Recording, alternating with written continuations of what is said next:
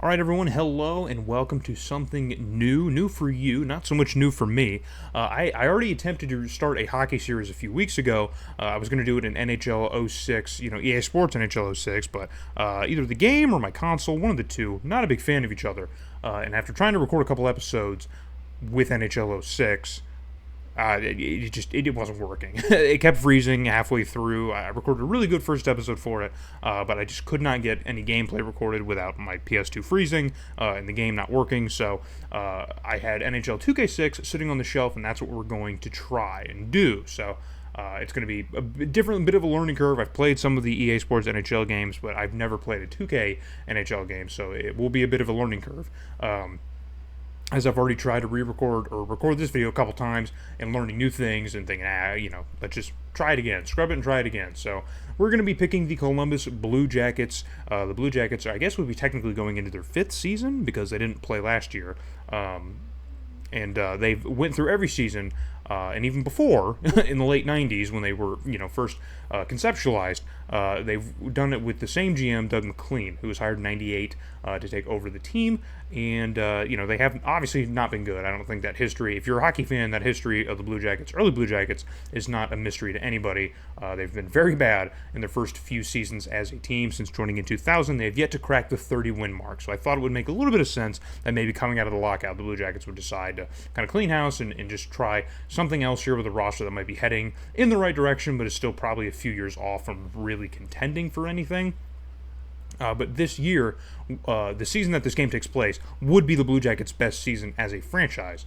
Still not a winning season, but they did get close. They did at least crack 30 wins. So we're going to maybe try and do that at the most. See if we can at least reach that goal and get this team trending in the right direction. So we're going to move ahead now into our coach hiring selection here. So we only have the $2 million, and I think the way this is set up is that it wants you to kind of maybe balance your budget out between a bunch of C and D list guys here that, will just eat up an equal amount of your money. Not all these coaches are the same. Obviously, your head coach is going to be worth a lot more money. I'm tempted to let the CPU do this. I've tried to do this myself about twice now, and I can't seem to get a good balance between all the coaches here. There's about 5 or 6 you got to hire. Obviously, some are more important than the others. Like, you want a good scout, you want probably a good minor league manager too here, but you definitely need a good head coach to get the most out of your players as well. So obviously everything is good, and there's not really anything that you can afford to really slack off on because everyone handles something equally as important for your team. And I think over time you'll probably just have to keep balancing your budget and firing and changing your coaches to try and get the best possible outcome. So I might just let the CPU set this for us to start things off, because I don't really trust myself to come up with the best collection of guys for a coaching staff here. There's probably a way through like changing your offer, like the money you're offering, to get it to where you can really go heavy on one and then just like go small on the others. That's kind of what I tried the first time, and I still kind of ran out of money and just couldn't build a decent staff here. It doesn't really matter if you have the best possible head coach if the rest of your coaches are like a solid D or F. So I think I'm just going to go with the CPU hire and just see what they do. Let's see what they pick. So, okay, so we have a B-plus head coach here with pretty much B's across the board with an A on aggressiveness. So I'm okay with the head coach hire. Our offensive coach is also a B plus here. His passing is at a C, which isn't great. Shooting is at an A minus though, and puck handling and faceoff is also an A. So I like the hiring so far. See, this is why I wanted the CPU to handle it, because we even got some money left over, and we have a pretty decent coaching staff here. So defensive coach, we have a B plus overall with a B in checking and grit, an A in toughness. And then our strength and conditioning coach is also a B minus with a C minus in durability, which isn't great, but B plus in endurance and A minus in first aid skill. So maybe we won't suffer maybe as detrimental of injuries, even though to offset how not durable our players might be. So goaltending consultants B minus, C on blocking, not great. B plus on puck control and positioning. So it is what it is. A scout as a B as well. C minus in projection. Don't know about that. Scouting is a B plus. Goalies is a B plus, which is nice. Forwards is a B plus. It doesn't seem to have a statistic for defenders, which it's right here. It's right here. I was hitting over and I didn't even see it move. C minus on defenders, not great. Defense is already one of the weaker aspects of this team. If you saw from the first screen, an A minus for enforcers, a long since dead. I guess it's not officially dead. There's a couple enforcers left in the NHL, like Ryan Reeves, but there's not a whole lot. Minor league manager is also B minus here. but his motivation and leadership is at a D, but B plus on offense and A on defense. So it looks like he can maybe help develop guys in these positions, but he's just not much of a motivator or a leader. Strength and conditions at an A. He's not the best with goalies, and his scouting's an A. So I like the strengths of our minor league manager in spite of his weaknesses. So I'm okay with this. I really like our coaching staff that the CPU has picked for us. So we're gonna get into that. Definitely gonna get into that. Oh, now is the best part. We gotta. Oh, what? Wait, can I type it in? Is it gonna let me type it in? This is confusing. Okay. Wait, can I type it in? Is it gonna let me? Is it important that the game knows like what my name is from like a preset like list of names? Oh, name coach. Oh, okay. All right. We'll cut in, or I guess I'll cut out the naming portion of the video here and try and name up everybody. Okay, Olaf Adkins, I guess, is going to be our coach. I don't think this is us. I think we're going to name our coach. Right? Yeah, okay. So we named him. I don't know if that's going to be our head coach or GM. I guess it's probably us. I'm really not entirely sure. Let's check our email because, of course, we have... okay, here we go. Olaf Adkins here. Yes, we did just name our head coach. That's funny. Olaf Adkins here. Just wanted to recap our phone discussion from the other day on general coaching philosophy. If you have any questions, let me know. Team chemistry.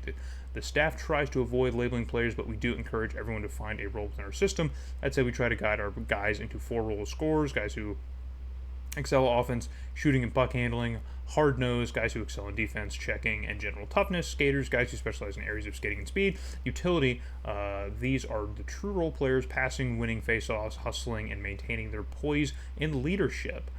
This helps us build lines with the players that complement each other's abilities. For example, a line with 3 scores, jeez, man. Dude's yapping away, just yapping my ear off. And then, of course, the owner, thanks for joining the team, thank you. And then, okay, so here are the lines. Is this the best? I need to find the best roster screen because the NHL games for EA Sports, they really struggle with that. They do not have the best UI oh, this is perfect, man. This is why 2K just did it so much better. And EA's monopoly needs to be toppled. Good lord. Yeah, this is so much better. Okay, so it looks like the best player here, of course, is obviously Rick Nash. He's going to be the epicenter of our team. Is there... I hit select. No, there's no... Okay, so it doesn't look like I can pull up any other exact information about him. Okay, it doesn't have his money or anything like that in here. Obviously, his stats and such. Okay, so maybe if there's a place to see contracts, can we do... Oh, right here! Oops, hit the wrong button. Right here. Perfect. All right, so now we're going to go through money and, of course, who's on the team? Yes. Okay, so overall is also here, too, so this is important. All right, so Rick Nash, obviously our best player here. He's currently making $3 million remaining total. Okay, so he's in the first year of a 3-year contract, so we will have him here for the next 3 years. Is there anyone who's different? Am I reading that correctly? Yeah, maybe it just starts everyone off with that contract, I'm guessing? I'm not entirely sure. Okay. But David Verborny. Verborny is the next best player on our team. He's not even making $1 million. Contract value. Yearly salary. Okay, so here we go. This makes sense. Jeez. All right. Learning the game as we go. We're learning the game. We're getting it figured out here. But okay. So Rick Nash is signed on a $9 million contract. Makes sense, honestly. But we're going to be paying him $3 million for the next few years. There's also incentives in here. Yeah, he's obviously not going to. Okay, so just winning trophies looks like the incentives. Got it. Understood. David Verborny is an 83 overall. He's making 1.82 over the next couple of years. Jeff Sanderson is an 82 overall. He's another forward, and he's only making $92 or $920,000 for this season. He seems to be a little bit older, maybe more of a veteran presence on the team here. Todd Marchant is an 82 overall, making 1.83 for the next couple seasons. Over the next couple seasons, Nikolai Zerdev, an 81. God, let's sort it by money. Let's just see where all the money. What's the sort button? Is there a sort button? Maybe I could just hit. Oh, no. I guess there's not a way to sort by money. I guess maybe not. Maybe I'm crazy. Does anyone else see it? Maybe I'm crazy. Yeah, no. Oh, but there is a player card, so that's cool. Oh, sick. All right, so we do have a player card. This game is already winning me over. Already winning me over. So this game is already winning me over. Already winning me over. So it's important we have the player card so we know what to expect from some of these guys. Obviously, we know what we're going to get from Rick Nash, so I'm not really worried about that. An 81 overall, and Nikolai Zverev is making a lot of money. He's young, though, so I'm guessing he's one of the younger rookies that we have on the team here. Trying to look for maybe some more money, or we're sinking some more money that we don't need to. Rislav Klesla is making a good bit of money as a 78 overall. No one's on a lot of long-term deals. Aaron Johnson's making a lot of money. Good lord, he's younger too. Maybe is there like a? I'm curious if there's like a potential type thing. Maybe in the actual overall screen, there's a better like analytics of that, of potential and things of that nature. I haven't seen one yet, but the younger guys are obviously making more money. Team seems pretty inexpensive. There's obviously not a lot of money to go around, so it makes sense. Mark Denise, our starting goaltenders, of course, making himself a good bit of money. I'm curious how long that's going to hold here, because he has been the guy here in Columbus since the beginning, and obviously if how Columbus has done with him being here is any indication, it's probably not what we really need. So his two biggest seasons of usage was in 02 and of course 03 respectively. So the last 2 years before the lockout, he pretty much put the team on his back and when it comes to the net, but he wasn't totally that good. Looks like last year, the previous season that they played, a 256 goals against average is pretty good. I will take that. I'm pretty good with that. Save percentage over 91%, so I'm okay with that as well. With 5 shutouts, yeah. I mean, that's not a terrible season. So maybe there's a bit we could expect from Mark Denise, and then just Earbase here. Wow, wow. Isn't he part of what helps Carolina win their cup? Am I mistaken? And then we have a very young Pascal Leclerc. Wow. A very young Pascal Leclerc. I love Pascal Leclerc when he was on the Blue Jackets. I enjoyed him for a very brief period. But I actually like this goaltender room. I kind of like this. I'm curious to see how that continues to develop. That would be very interesting to see. So we have a pretty inexpensive team. I'll just go back to pure rosters and just go by number here. We have a good amount of guys who are sitting around that 80 mark. There's about a handful of guys on the team, a little bit more than that are over that 80 mark, which is good. But it doesn't seem... Everyone's kind of around the same area, which I guess is the good thing to pull from. But it's just not very good overall. You know what I mean? Like, it's just not very good. So, overall, the team needs to get a little bit better over time. Is there a... Let's see here. Rename. I can name the lines. That's funny. Okay. So, I think the lines are already kind of set up in the best possible way. I would assume so. Yeah, because the chemistry is at the max here for most of them. So I think we're going to kind of stick with what we got here in terms of lines. We're not going to look. I don't think we really need to look at free agents, do we? Our minor league team. Oh, wow, it includes Syracuse. That's crazy. We got Syracuse on here. So does it have potential with these guys? I guess it doesn't. Is there a... Yeah, I'm looking for like a potential. There's like, oh, they could be this, they could become this. I don't really see one, but here I guess is our minor league. I'm curious if we're gonna have to manage that with injuries and such. Scouting, full team report, scout player. Is the scouting? I hate the scouting mechanics where it's just for your opponent. It's like, oh, you can scout the team you're gonna play, instead of like, oh, like actual scouting. You know what I mean? But I'm guessing this is full team report. Attributes, statistics, salary. Wait, it's just for us? Yeah. Interesting. Okay. Very interesting. Statistical. Wow. Okay. So I guess we can scout ourselves. We can just kind of figure out how good we're doing. You can get a full rundown on us by consulting our scout. Okay, interesting. So I guess there's not too much more to do. Obviously, the roster for the most part, as long as we know where we're investing at the top part of the team, I think we're all right because we know where the money's at. The money is obviously in our younger guys, our core here, our youthful core. It seems like we have a decent young core, but it doesn't seem very deep. So because we obviously had, down here we had Aaron Johnson, who's making quite a bit of money here as a young defenseman, and he's not very good. Maybe he'll get a little bit better over the course of the next few seasons. But defense is a little bit weaker, as we saw. Offense, I think, is kind of evened out around the low 80s area, which isn't bad. But just in general, the team's got to get a little bit better. I just think there's a way or room for the team to just kind of get a little bit better. And let's see here. Looking over the free agents just out of curiosity. So Paul Kariya is still sitting over here. Alex Kovalev is sitting here as well. These guys aren't even that old, man. So, yeah, Paul Kariya is only 31 years old. There's obviously a place maybe in the league for him. And Ziggy Palffy, I think Ziggy Palffy was signed to the Kings. I thought he was. I thought he maybe went there. Same with Pavel Dimitra. So we could probably really increase our team by signing these. I don't want to sign a lot of free agents. I kind of want to roll with what we got here. But only having a 186. I mean, there's ways to instantly upgrade this team pretty quickly.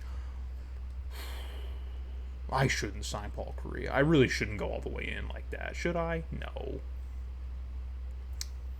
One of these guys, I think, could definitely. So, what positions, I guess, are we really kind of like? Where are we kind of weak?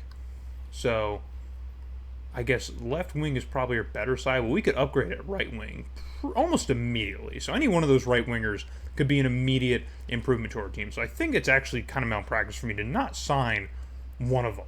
You know what I mean? Like one of these guys has to come and play for us. I think Ziggy Palffy actually might be a pretty good. So he wants $497 for 2 years, and we have $8.5 million to play around with. So he would make $248 over the next couple of seasons. Can you even change? No signing bonus and no incentives.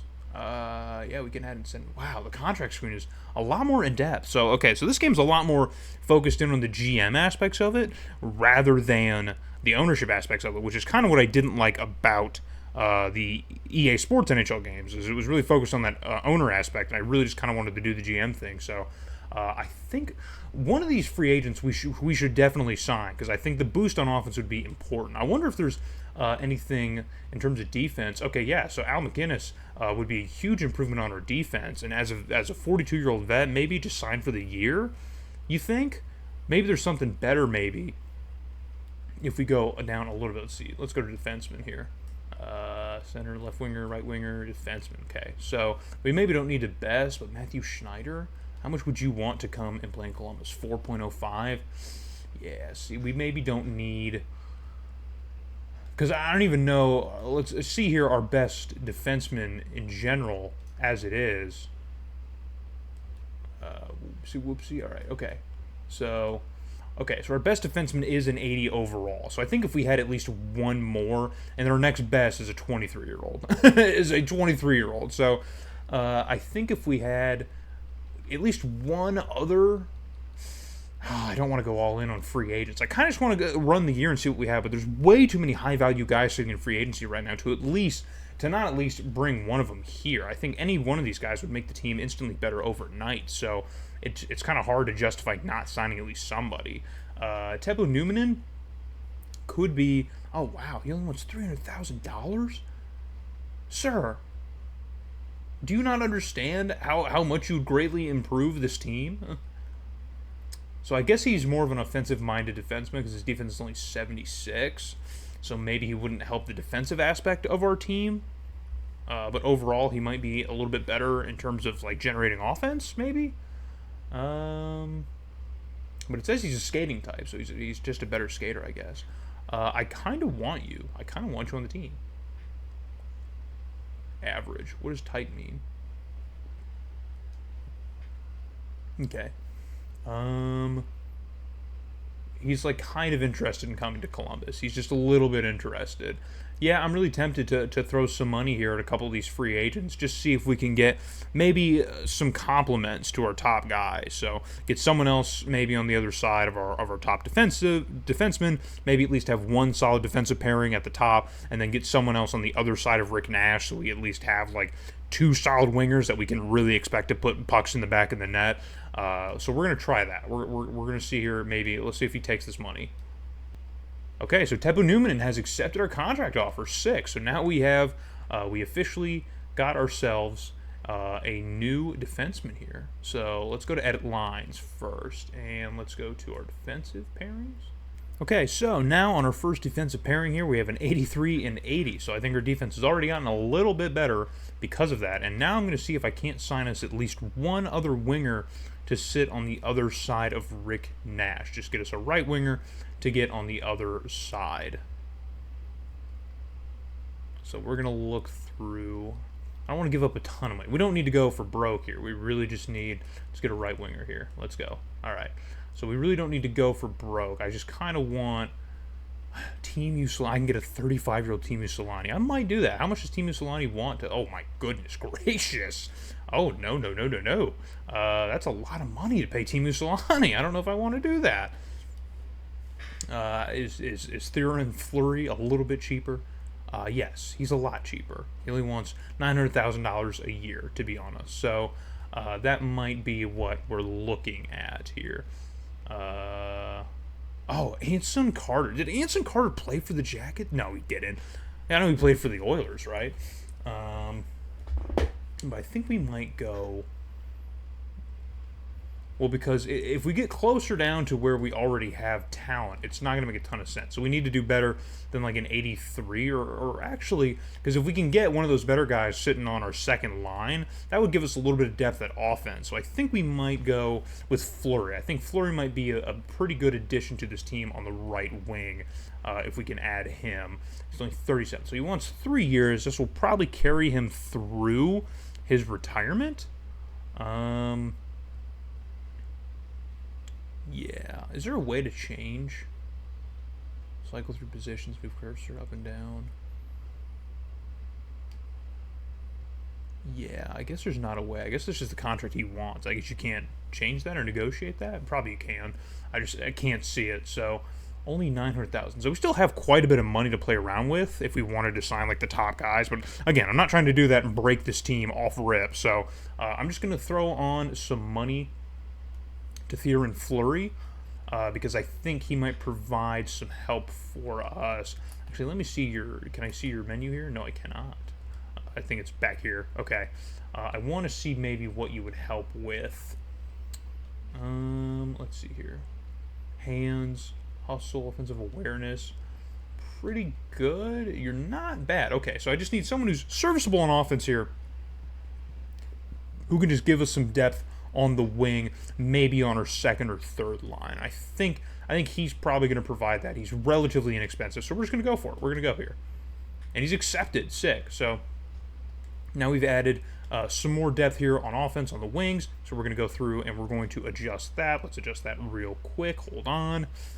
Okay, so here we go. So Fleury's going to sit on our first line here with Nash and Marchand. So our first line, actually, I think is pretty good, and that allows Verborny to sit on the second line, which I think provides a lot more depth for us. Okay, so I'm curious to see here where... Okay, so Fleury is going to sit also on our penalty kill, our power play, everything. Okay, cool. So we got some much needed additions here. We're not going to look at goaltending because I don't think we need to. Trading goalies might be on the menu in the future. Can you even trade draft picks? I'm not going to try and trade. I'm just going to see. Can you even trade draft picks? Yes, you can. You can trade draft picks. Yes. All right. Sick. All right. I already love this game. I love this game so much. Okay. So in the next episode, because I'm going to cut it here. I got a lot to edit out here. A lot of just nonsense to cut out. But let's, of course, go over our schedule. The way I'm going to try and do this series is I'm going to probably showcase about a week's worth of games, maybe 2 weeks worth of games, and I might only include the stuff that actually is cool or important. If we have a close game or some milestones, whatever, we'll include those goals and such like that. Try and do it like really fast paced. Just only include the scoring plays and stuff like that per game. Maybe spend a minute or so per game in a video, and then each video will just be a collection of maybe 4 to 6 games, per 2 weeks, and that's how we'll kind of get through it here and just kind of pace our way through the season. That way we can focus on injuries, progression, regression, all that stuff. So here in the month of October, to start our season off, we start things off in DC. I think that's a road game. I'm trying to see how okay, so red, where does it say? I know it's here on the screen. Where is it? More info. Oh my goodness. Oh wow. Dude, I love the UI. I'm enamored with the UI of this game. It's just so impressive compared to EA Sports, man. There's just so much information that you can just squeeze out of every screen, and it's just hidden away so neatly and so tightly. However, the information I'm not seeing is, oh, there it is. It's right in front of my face. I knew it was on the screen. So, yes, we're heading to Washington to play the Capitals to start off our season, and then we are going to be home welcoming the Calgary Flames in our home opener here on a Friday. Then we have another pretty extensive road trip here as we head to Chicago to play the Blackhawks, San Jose to play the Sharks, Anaheim to play the Ducks, and then we finish this road trip on Sunday against the Kings in LA at the Staples Center. And we don't play a game again until the end of the week when we host the Sharks at home, second time playing them. And then we have a back-to-back with the Detroit Red Wings on a Saturday and on a Monday. And then we also welcome the Preds to Nationwide Arena, and then a back-to-back on back-to-back nights with the Minnesota Wild, one home and then one away, and that's how we're going to finish our month. So hopefully you guys come back. I know this first episode's kind of all over the place as I kind of learn the game and thumb my way through it, but I'm really optimistic and excited about this game. If you have any tips or advice for me learning this game or playing this game, don't hesitate to leave a comment and let me know. I need the criticism. Obviously, I'm still very unfamiliar with these specific kinds of games from this era, so do not feel like you're going to hurt my feelings if you are giving me some much needed information on how to play the game better. So I think we've made the team better already just by getting some low risk, kind of free agents, some older veterans maybe to help out with the scoring here. The goal obviously is to try and get to close to 500. I don't think playoffs are on the table for this roster. There's just not enough depth on the back half of the roster for it. Once you get past that second line, even on second defensive pairing and second offensive line, there really just isn't much happening there. So I think we're going to really try and focus on youth development on the back end and just see if we can kind of thumb our way through the season on the top half. You know what I mean? So hopefully we can accomplish that. So hope to see you guys in the next episode here when we're probably going to get through these first 2 weeks here with the Capitals, Flames, Blackhawks, Sharks, and Ducks as well. So hopefully you guys are back for that. And once again, thank you for watching.